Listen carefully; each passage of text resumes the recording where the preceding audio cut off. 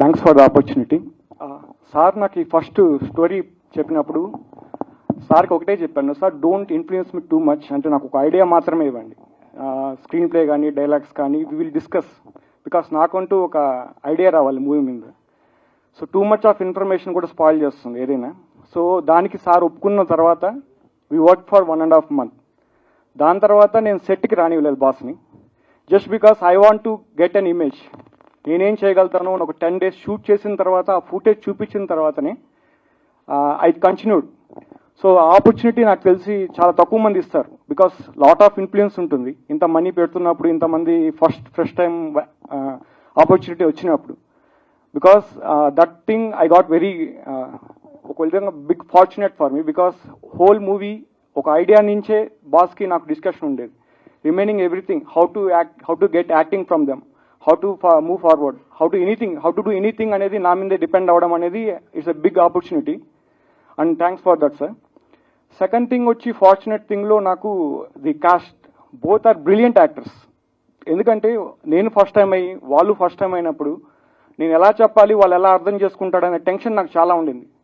అది ఫస్ట్ 2 daysలో అన్ని టెన్షన్స్ అన్ని పోయాయి, because they are understanding very easily. దానికి కారణం ముగ్గురికి శారీ అంటే ఏంటో ఐడియా క్లియర్గా అర్థమైంది.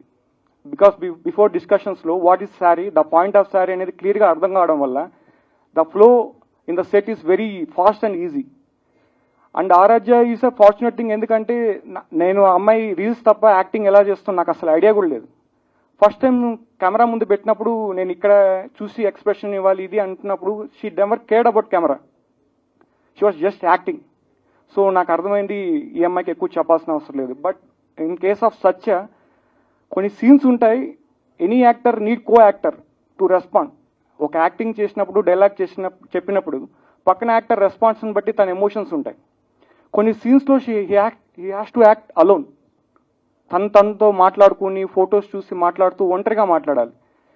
దానికి he did very marvellous job, because without any co actor ఆ ఎమోషన్స్ని తను ఊహించుకొని సస్టైన్ చేసి ఎక్స్ప్రెస్ చేయడం అనేది difficult task. So he's done a very marvellous job. Because of this 2 good actors my job become easy. And finally, thanks for the opportunity, sir, because you never came to set. I didn't ask you to come also. నేను రావాలని కూడా ఎప్పుడు కోరుకోలేదు, because I want my image to be there. And opportunity ఇచ్చినందుకు thanks. అంటే మీరు